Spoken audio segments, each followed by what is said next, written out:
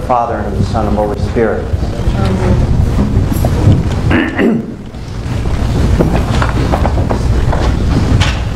The first thing that I have to tell you today is a very sad thing, and that is that our Archbishop of 10 years, Archbishop Dimitri, passed away this morning at 2 in the morning.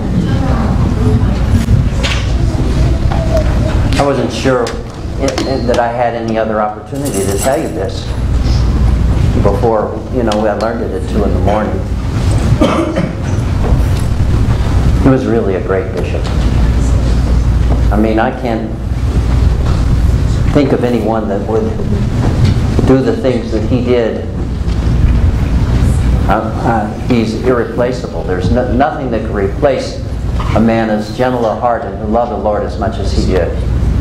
Whenever he was in a place, the first thing he would talk about was Jesus. I mean, he really would always, he was a very learned man. He translated epistles and wrote books and spent all of his life in service to the Lord. The priests of the Diocese of the South got along to a man because of him. No one would want to never not get along with their brother priests. He loved the priests so much that he would just kind of pour out this love. You would feel it. I can remember once I did have something with someone who I thought had treated me poorly or something, who knows. And I thought to myself, there is no way that I would ever disregard our bishop and go against another priest. And I just dropped it. I mean, it was that easy because of him, because of the love that he had. He poured that love out into the whole diocese.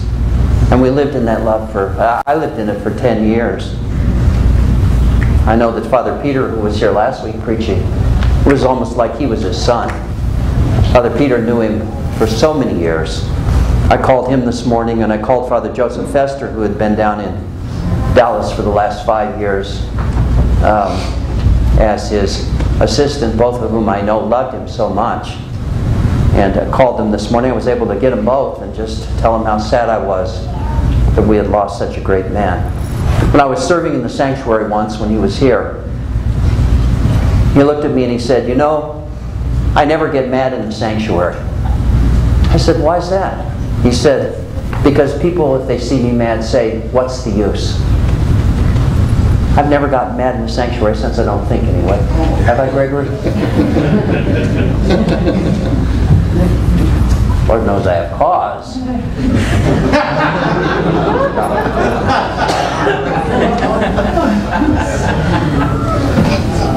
But let's remember him today in our prayers and in gratitude for a great ministry.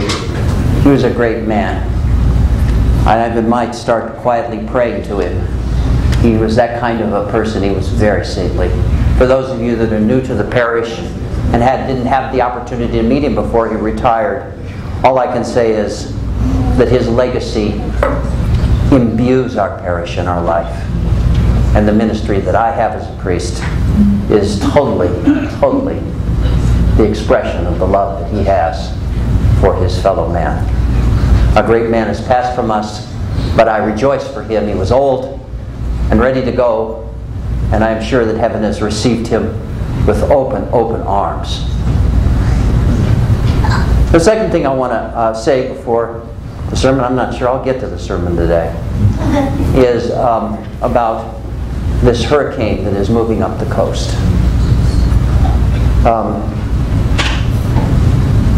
We had a wedding yesterday. It was a lovely wedding. Christina Neros. Many of you know her. She's been in the parish for about 15 years. And there's a lot of grace in the wedding. God just comes down. He just loves weddings. And so before the wedding began, the bride was just a wee bit late, 15 minutes or so. And so I said to the people, let's gather around and have a prayer for that hurricane to move out and off the East Coast for all those people. And so we did. It was so appropriate to, at that moment when there's so much, love and grace and goodness coming and pouring in, to be able to see people thinking of something else other than themselves and really looking to help. My idea with it was to see, how the hurricane was moving in and then it would move right up the coast. I kind of visualized a wedge right there of prayer so that as the hurricane came in, it'd bounce off and then head up the coast. Well, that didn't happen. So much for all of my prayers. But this, I read this morning when I got up, that it was not as strong as they had anticipated, even though the rains are torrential. But it still hasn't hit New York yet in the upper states. So really, let's keep it in our prayers. Someone sent me a Fenurius cake, and after the service is over today, let's gather around here. We'll say prayers to St. Fenurius and ask him to find a way. He's called the finder.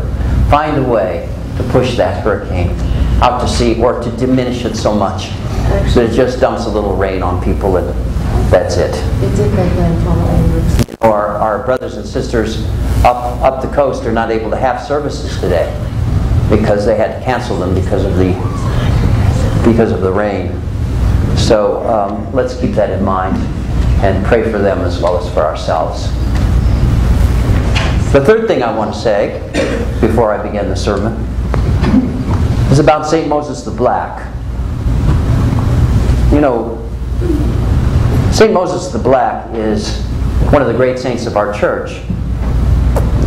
Sometimes he's called St. Moses the Ethiopian, but in our church, I think it's an unfortunate thing that he's called St. Moses the Black. Of course, he was black. Truthfully, we serve blacks in our Loaves and Fishes program. I just finished a wonderful book that I'd recommend to everybody called The Help. It's a movie that's come out. Many of you have seen it. You saw it last night. Did you enjoy it? Loved it. Yeah. It's a great book about that era and that period of time in which blacks were the help. It was the funniest thing. I was reading the book and going for my surgery, and I thought, I don't know how to express this in the right way, but I'm sure you can take it in the right way. Just take it as part of my operation if I don't say it quite right. But, I thought, I had the book, I was reading it, and I was in the hospital, and the whole hospital was black serving, and doctors, everybody was black, and I thought to myself, yeah, this is just the way it should be. Those 30, 40 years ago, they were our help, the white people's help, and now they're our doctors and our lawyers and our, great people in the society. Well, thank God for that. I just couldn't look around and appreciate that enough. I hope I said that right. If I didn't, take it the right way. We have his relic. I got his relic because of the work we did. I heard that the Ethiopian village up north had a relic of St. Moses the Black. There weren't very many in the United States. And I called up to them and I said, look, we serve the poor every day. And it would mean a great deal to us if we had St. Moses with us, a relic of him, and he sent it right down. So here it is. Here's St. Moses. I'm kind of sad that our church calls him St. Moses the Black. Like, St. Moses the Ethiopian is fine. But there's a couple of people in our church called Saint somebody the Jew. They emphasize the fact that their skin color, or they converted from Judaism or something like that, and all of that. But in our more modern sensibilities, and I don't think they're so bad in this case, we would tend to think that's not. We don't need to mention that he was black. He was a great saint. He was a great saint of our church, and a great man. He was a murderer and a killer. I hate to add that to the list, but he was in terrible shape until he met the Lord. He converted, gave it all up, became a humble man, a meek man. Actually, he died when some of the hordes came, and he said, I killed people, and they were all kind of encouraging him to leave. He was an old man by then, and he wouldn't leave the monastery. He just went. They came in and they killed him, and he was martyred. But that wasn't before he led a wonderful life of service to the Lord, converting and totally throwing off his old ways. About a week ago, I get a desperate call from Father Stephen Ritter, one of the priests in the city, who's a dear friend of mine, because he'd heard that I had 4th stage cancer and was just on the verge of dying. That's how the message, I'm cancer-free, from the operation I had got out into the community. Kind of shows you, you know, how we play that game where it goes around the room, and by the end, you're at the end of the room, and it's totally different than what you thought. I got on the phone and said, Father Stephen, I hate to tell you this, but I'm alive and well. But I thought, how ironic is that? When I was going for the operation, one of the Orthodox practices that we have, but we don't fulfill too much in the modern world, is to have our death ever before us. It's a little morose for us these days. When you put your death before you,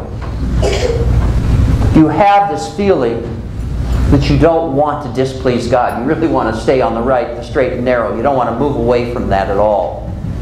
And it's a wonderful Orthodox practice, but we Americans, or we modern people, we don't like to think about death too much and all of that. But you know, when the doctor was reading me the list of possibilities for the operation I was going to have, the first thing he said is, well, you could die.